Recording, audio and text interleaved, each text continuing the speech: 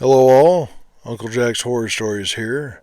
Please give the video a like and subscribe to the channel. And above all, I hope you enjoy the video. It started with the silence.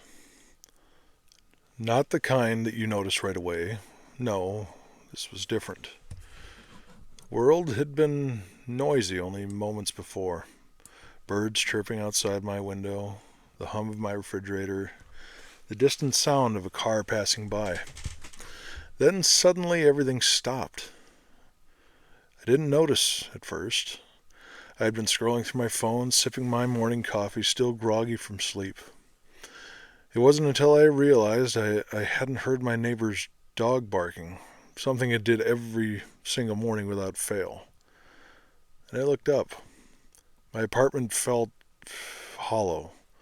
I set my coffee down, listening. No cars, no voices, no hum of the distant city life, just my own breath.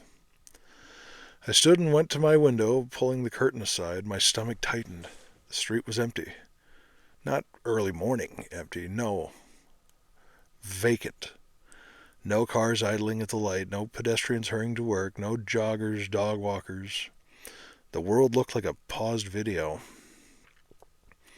I grabbed my phone. No new messages, no missed calls. I tried calling my mom, but the line just beeped, a dull, endless tone. I tried my best friend, then my brother. Nothing. Panic swelled in my chest. I ran to the front door and yanked it open. "Hello," my voice echoed. I stepped outside, barefoot on the cold pavement. The sky was a dull gray, like a storm was coming, but the air was still. Wrong. I knocked on my neighbor's door, and no answer.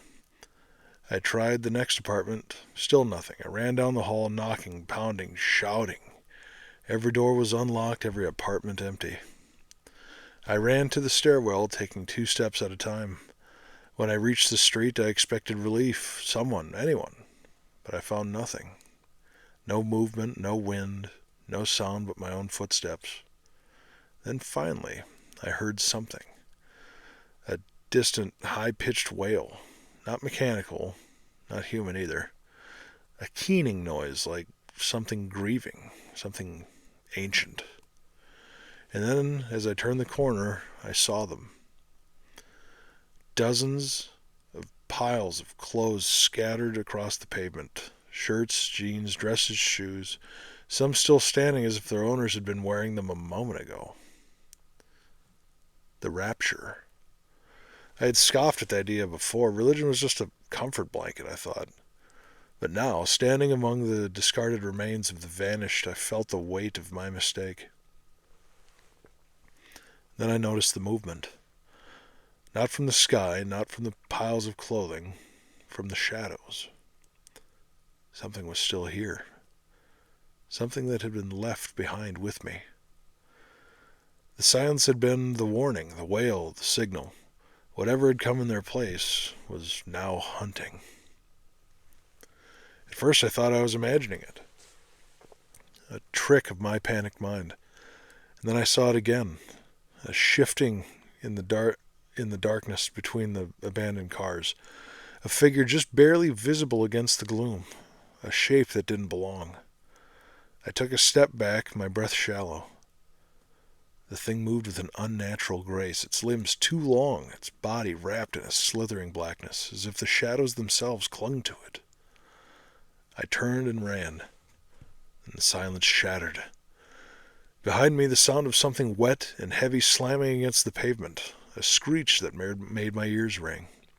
I didn't look back. I sprinted down the street, my bare feet slapping against the cold asphalt. I didn't care where I was going, I just needed to get away. My heart pounded so hard it felt like my ribs would crack. I turned a corner and dove into a gas station. The automatic door slid open, its cheerful chime cutting through the eerie quiet. Empty. Shelves still stocked, refrigerators humming, the smell of stale coffee hanging in the air.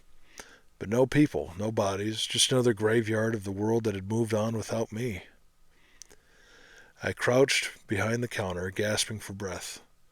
My mind was racing. Why was I still here? I wasn't a saint, sure, but I wasn't evil. I had lived my life just like anybody else. But now I was alone. No, not alone. A low whisper slid through the aisles, a rasping, hungry sound, like nails scraping against bone. I peeked over the counter. The thing had followed me.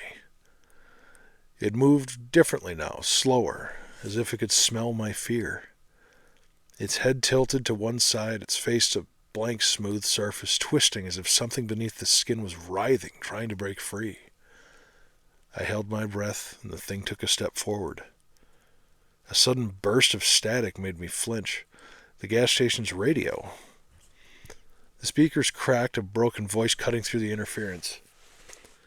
Left behind, forsaken, they see you. The creature twitched, and then it turned its head toward the sound, and I didn't hesitate. I bolted for the back door, shoving it open and bursting into the alley. I didn't stop running until I was blocks away, my body screaming in protest, my legs burning. Then at last I collapsed against the cold concrete. I don't know how long I lay there, staring at the sky. The clouds had shifted, revealing something beyond them. Something vast and watching. I was not alone in this world. Not anymore. I don't know how many days it's been. Time doesn't work right anymore. The sun never fully rises. The night never truly falls. There's only this twilight gloom, this sickly orange haze hanging over the world like a dying ember. I've seen others, not people, not anymore anyway.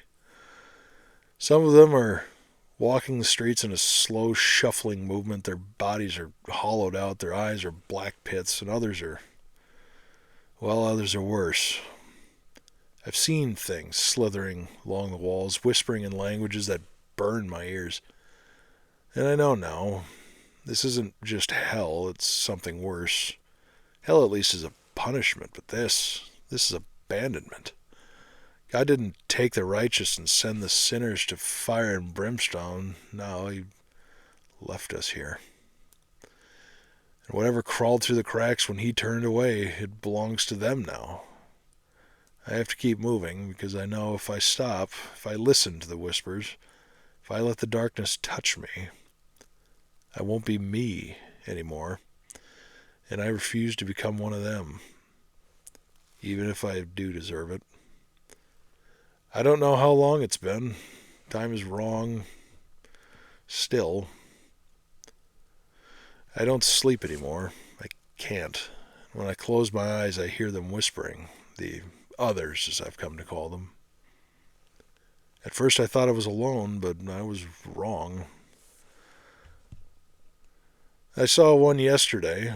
A man, at least he used to be, stood in the middle of an empty street with his head tilted up towards the sky, mouth stretched open in a silent scream. He never blinked, he never moved. I watched him for what felt like hours. And then all at once his body cracked. A sound like splintering wood, his skin splitting apart as something else pushed its way out of him. I didn't wait to see what came out. I've learned things in my time here. Rules, I guess you could call them. Maybe they'll help somebody. Anybody. Number one, never stay in one place for too long. The longer you linger, the more they notice you, and the air gets heavier. The silence starts to hum. Number two is don't look at them. Not directly, not for too long. They don't like being seen. Number three, ignore the voices. They sound like people you know, and trust me, they aren't. If you see a door where one shouldn't be, do not open it. Sometimes the world likes to shift.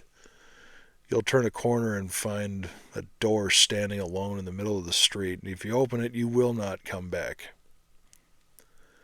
Number five, and arguably the most important one, the sky is not empty.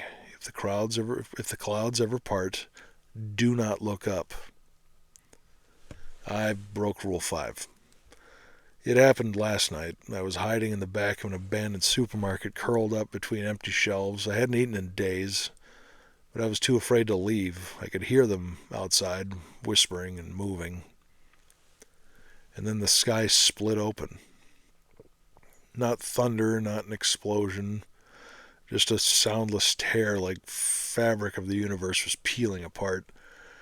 The light from above spilled through the cracks in the ceiling, and for the first time in forever I felt warmth. Real warmth. Something inside me, something human, told me to look, and I should have known better. The moment I tilted my head back,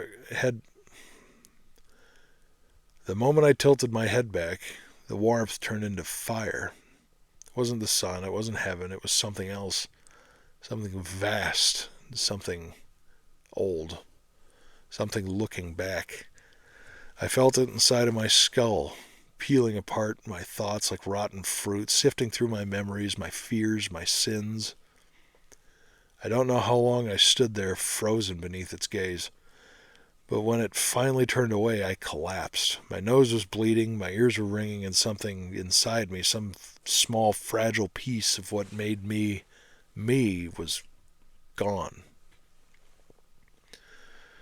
I think I know what this place is now. It's not hell, it's not purgatory. It's a mistake, a glitch, an echo of a world that was supposed to be erased when the faithful were taken.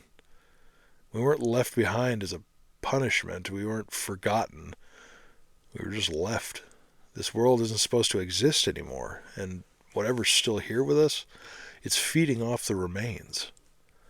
I don't know how much longer I can last. The whispers are getting louder. The sky is splitting open way more often. The people who are left, what's left of them, are turning into something completely different. Maybe I should stop running. Maybe I should let it take me. Maybe I was never meant to be saved. But if you're out there, if you can still read this, run. And whatever you do, do not look up.